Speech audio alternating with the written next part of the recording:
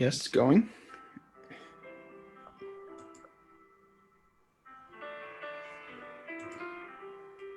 Okay, we are.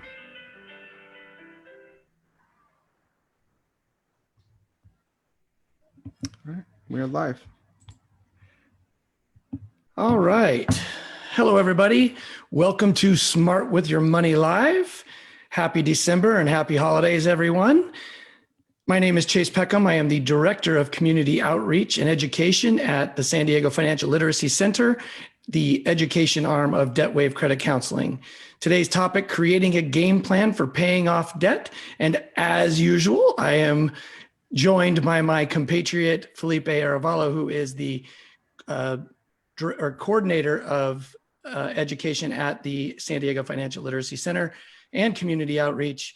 Felipe, happy holidays, buddy. Happy holidays. We are right at the end of 2020. We are. And normally this creating a game plan for paying off debt is something that we would talk about a lot in January. And yet we decided that maybe this is something that we should all think about a little bit and start looking at as we head into the new year. So we're not just absolutely steamrolled by it when we start seeing the credit card bills when they come around mid-January or into February. Yeah, let's get ahead of the Blue Monday. Yeah, and before we go, I just want to do a little housekeeping. We want you to interact. We would love to have you ask your questions in the chat. You will notice that you could ask myself or Felipe. You'll have one of us to ask those questions. I'd like to also welcome those on Facebook. Please ask questions. If you're live on Facebook, join us. Go ahead, put it in there, ask your questions, and we will try to get to them. And we will definitely have about 10 minutes after the presentation or the discussion for questions and answers, either a part of this topic or even any others that we might be able to answer at that time. So without further ado, Felipe, let's get this going. All right, let's get started. Today we're going to go over the creating a game plan for debt. And if it clicks through to the next one, step number one it may seem obvious, but it's one of the most important things, is realize that you have debt.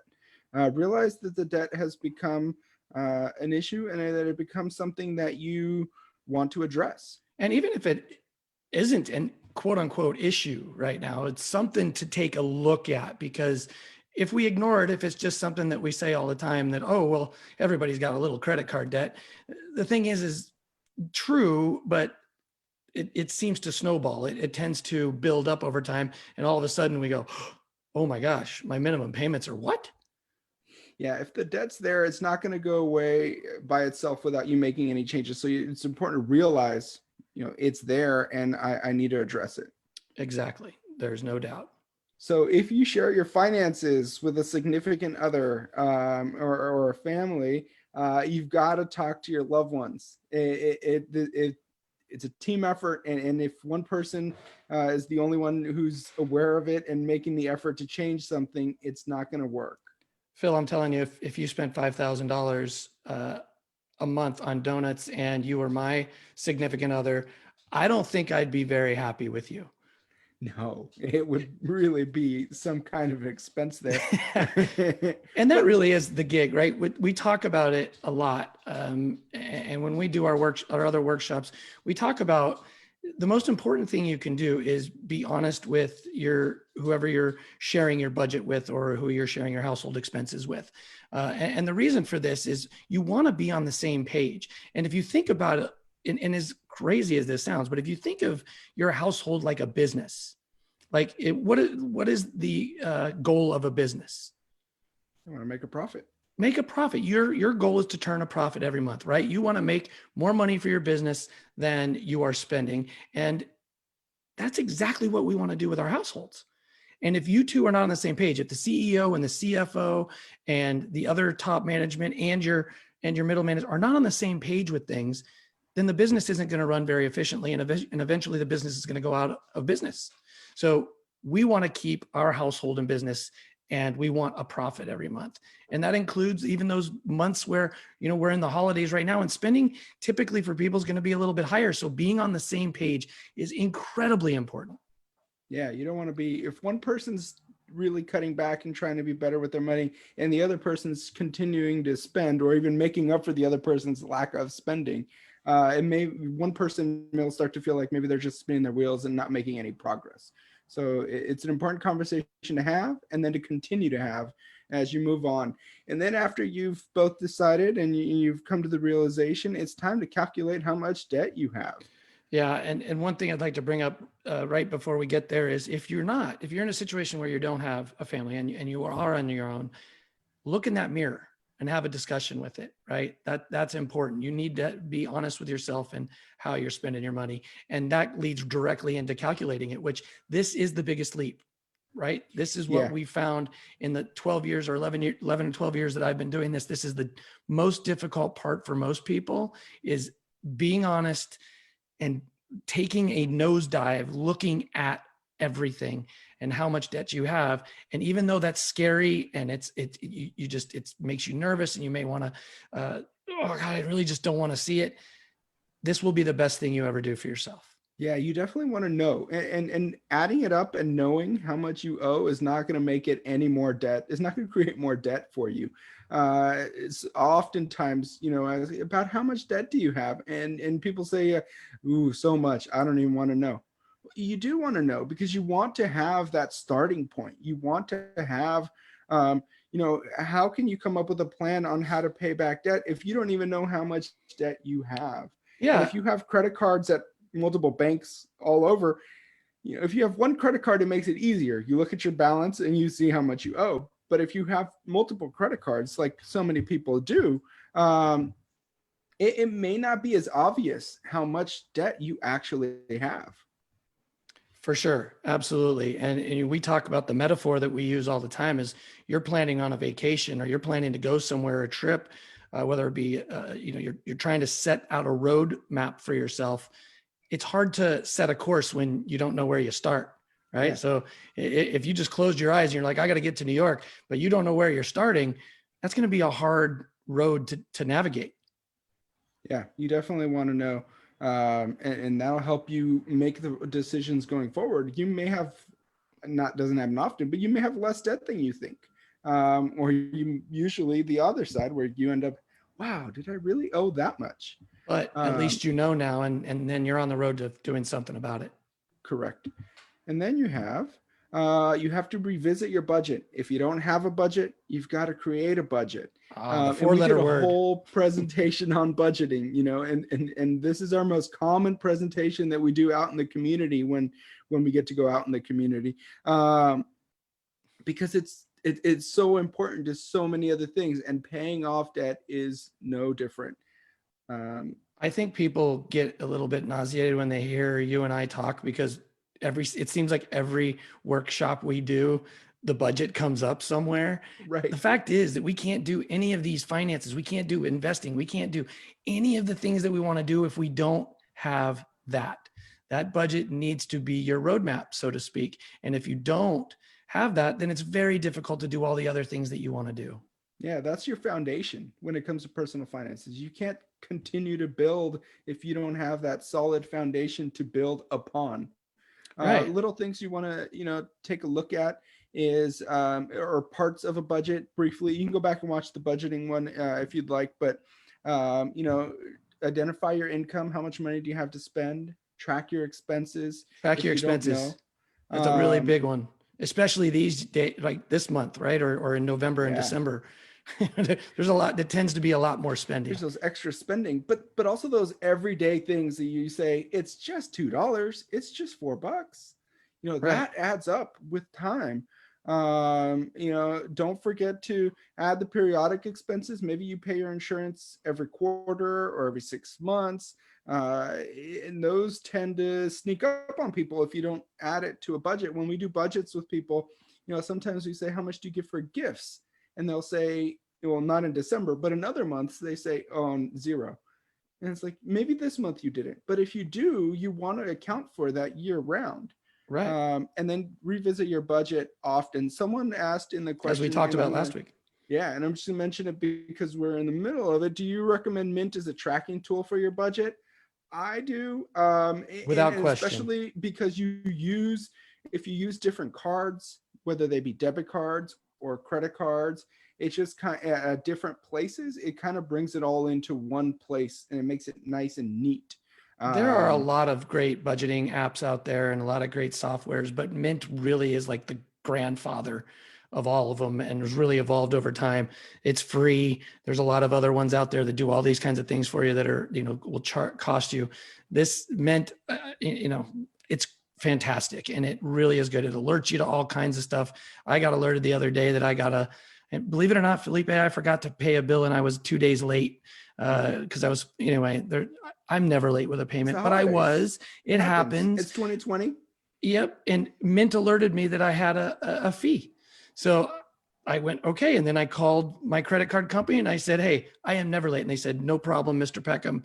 We're going to take that right off. We're sorry. We know that you're a great customer and you're never late. So it never hurts to call. Never hurts to call. I mean, the worst they could do is tell you no. Right. Right. And they won't very often, unless you're like late every month. Unless you try again next month, then they'll probably tell you no. Right. So, and revisit your budget. The cool thing about Mint and technology in general, you get to carry your budget around with you at all times. Yeah. You all can probably reach out and grab your phone right now, meaning you could probably reach out and grab your budget if you have it in an app or something along those lines. And what's great about that too is both, if again, we're going to get back to if you're in a family atmosphere or you're in a household where you have a significant other that's sharing your finances, you can both have work from the same budget. And that's really important. A lot of people don't want to do that because they don't necessarily want their spouse or their significant other to know where they're spending their money, but that's a whole different thing to talk about. Absolutely. Me too. I joke, I'm not scared of my wife, but if I go to GameStop and swipe my card, I know she's getting an email and I know I'm going to have to hear about it later, which is perfectly fair. Right. So, I like the extra level of accountability. So spend cash when you buy your significant other.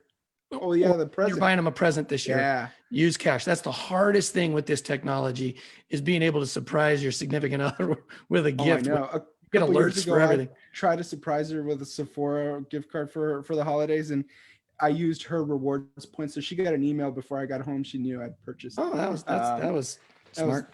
Brain fart on my point. But now you have a budget. You know how much money you have to spend. You can account for all your spending. It is important that with this new budget in hand, you stop using your credit cards. I'm just getting myself in all kinds of trouble with my wife today. Your wife's going to love that. Yeah, I know. So stop using your credit cards, put them away, cut them if you must, just store them where you don't carry them around with you. You shouldn't need them. If you've established a budget where it covers all your expenses, you shouldn't need your credit cards anymore because you have money set aside for all the things you need to purchase. And what we mean by that is discretionary usage of your credit cards, right? That means going out and just throwing it down when you're at a store. If you have something like, let's say a credit card or a phone bill that goes directly to your credit card and it's $89. Well, when you're figuring out how to pay it back, you have to include that monthly payment, but it's the discretionary spending on your credit card. So put them away. Just don't use them, freeze them, cut them up, do whatever you can. But it's very, very, very hard to pay back debt if you're using them. Yeah, it's just that accumulating extra debt, and then just kind of could throw your whole plan out of the loop. So without question, you've got to stop using the credit cards when you do that. And then you have your budget. You've stopped accumulating more debt. Select your payoff method. What method are you going to use to pay back your debt? And some of them might work together, or sometimes it's the same, but here are some of the ones we wanted to highlight today. The first one is, you may have heard of it, the snowball method. Basically, you take you organize your cards and you find out what your minimum payments are for everything. You make sure everyone gets at least the minimum payment. And then everything else you have extra after you've set up your budget that you have set aside for paying off your debt, you throw at the account with the lowest balance. Right. So when you add them up, it's one payment. So or not one payment, but it's one amount that you're spending every single month. And you're going to stick with that until everything's paid off. Once one credit card falls off the lowest balance, you take what you were spending on that one and put it on the next lowest balance. And pretty soon it just like this big avalanche out here. It keeps picking up a bunch of snow and it just keeps getting bigger and bigger. And so you're paying it off faster and faster and faster. Yeah. It's a really good way because we get to watch, for those of you who just get to, you like what we like to see success, right? So if you like to pat yourself on the back and you get to see yourself making a difference, then this is the method for you. Absolutely. And if you have many credit cards, this could be a way to start reducing the amount of payments that you're making Right. faster, because you start paying off some of these lower balances. That's one less payment you have to worry about making on time every single month. Yes, sir. And then we have your debt avalanche. Same thing. You make sure everyone gets at least their minimum payment, but then We're seeing a common theme extra here. amount. I know you got the snow. And it's not because it's winter. This is the same analogy as year round. And you have that, all that extra amount goes towards the account with the highest APR. So what that'll do is in nickels and dimes, you're saving the most money because that's your most expensive debt. That card may also be the one with the highest balance in some cases. So, that may delay you paying off that first card. But then as things start to fall off and you start paying things off, you gain a lot more momentum. By the time you get to these lower balance cards, potentially you could be paying them off a lot faster. Right. So if you're the person that's, really dedicated to it and you're a mathematical person and every cent counts, efficient wise, this is the way it's going to work best for you. You're going to save more money. But again, and maybe it works out in your favor, right? Maybe your lowest balance does have the highest interest rate. And so you're doing both the avalanche and the snowball at the same time. And that's awesome, at least for a few of them, right?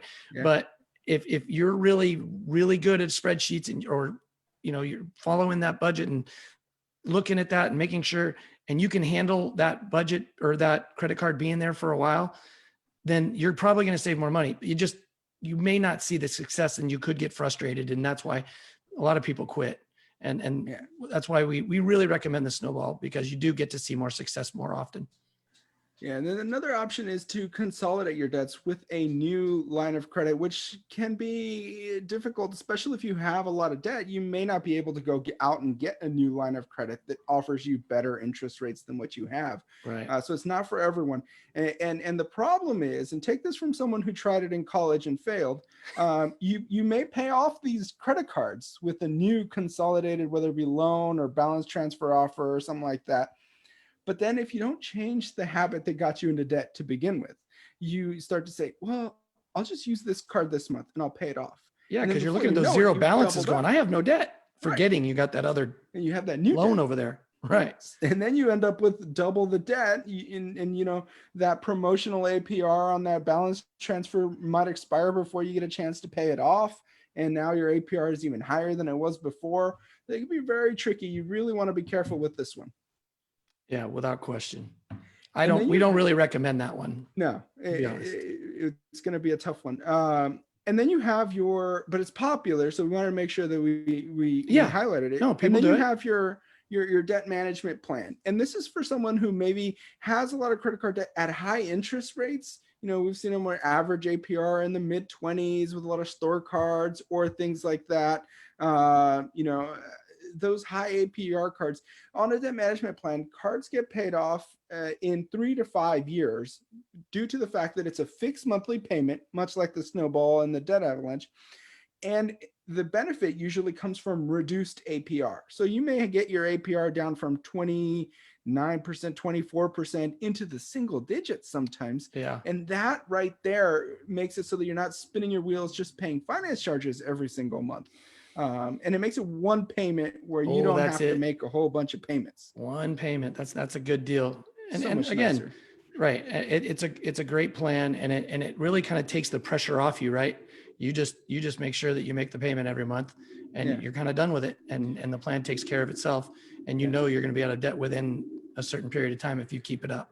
And, regardless of what method you pick, here's a big key. You've got to stick with it. You've got to make sure that it's not going to happen overnight with any of these methods. And you've got to stick to it, stay disciplined, stay on your budget, and make sure that you continue to do the things that you need to do to pay it off, whichever way you decide to handle it. Right. It's going to be key. And this could mean, revisiting your budget with your significant other, with your family, and checking to see if you're on progress. Absolutely. I mean, the thing to look at it, and the reason we bring up credit cards is, I mean, if you have a higher car payment or you have things like that, other debts, you got to look at the interest that you're paying on those things and take into consideration, how important. Obviously, a vehicle is important. You need to get around, right? You have to get to your job in normal times, and with credit card debt, it's the worst loan you can get. I mean, typically a new credit card is anywhere from 15 to 18%. So it's really important that you take a look at all the debts you have, because you're right, debt is debt, but there are some like a mortgage. Student loan. There are some that will build in value for you. Right. Student loan, you're getting a career. You get lower APR. I've heard people say, I'm really attacking my student loan with a lot of extra money, but you have credit card debt that's 20% higher than your student loan. You really should be trying to take care of that credit card debt first, and then start attacking some of this other loan.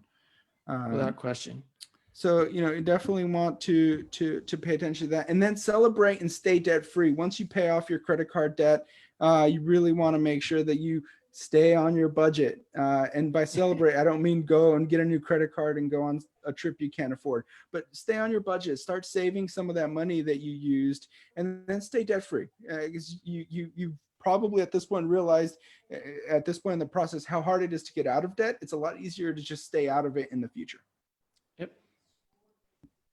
And if you're interested in a credit counseling session, we do have our credit coach. You don't have to have debt to talk to her. Maybe you just have credit questions or anything like that. Just want to build your credit. Just want to build your credit score. So at that point, we would be happy to answer any questions that you have. Drop them in the chat and let us know if you have any questions. Thank you for stopping by up until this point. Hopefully you have some questions and you stick around. That would be good. And happy holidays to everybody. It's going to be different this year as 2020 has been.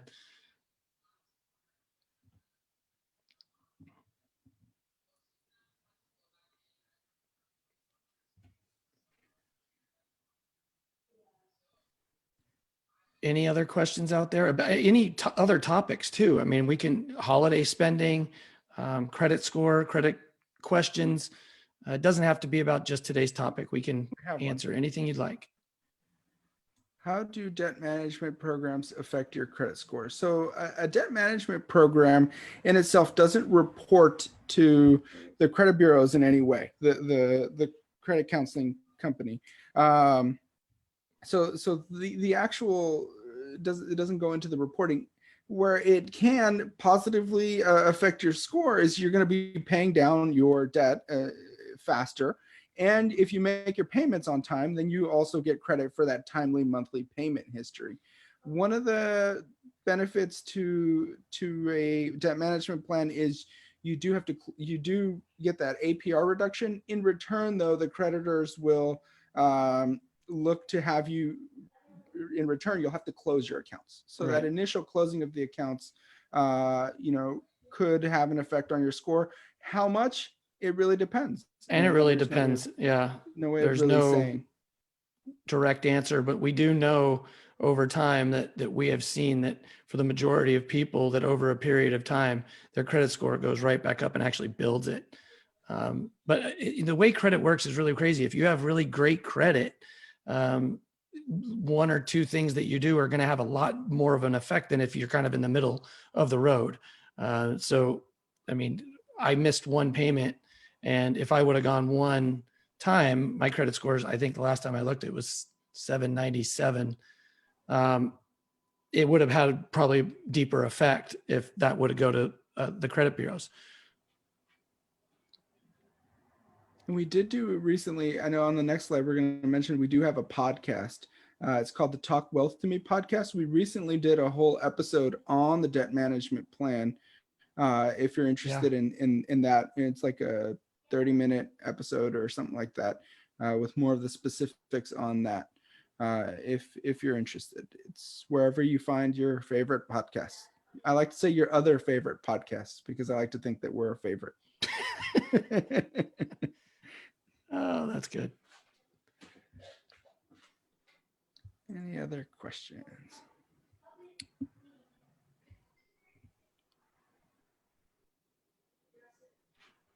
All right. Well, if there aren't, and it seems like everybody's had all their questions answered. What is your podcast? It is the Talk Wealth to Me podcast. Well, there you go. There you go. You can find it really anywhere you get podcasts. Thank you to the Apple podcast listeners, because the majority of our listeners come from there. Thank you to all those who listen. Yeah. We have a good time doing it, and we learn so much as well.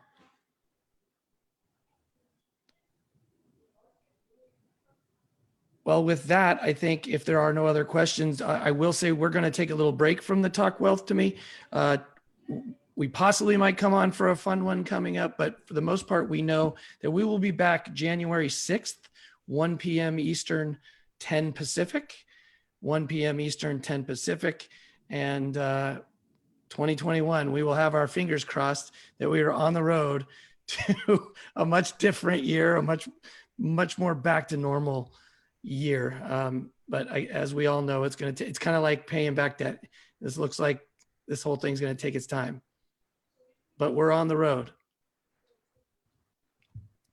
So thank you everybody for joining us today. Thanks for joining us. And to all those on Facebook, thank you. 2021 Facebook, thank you.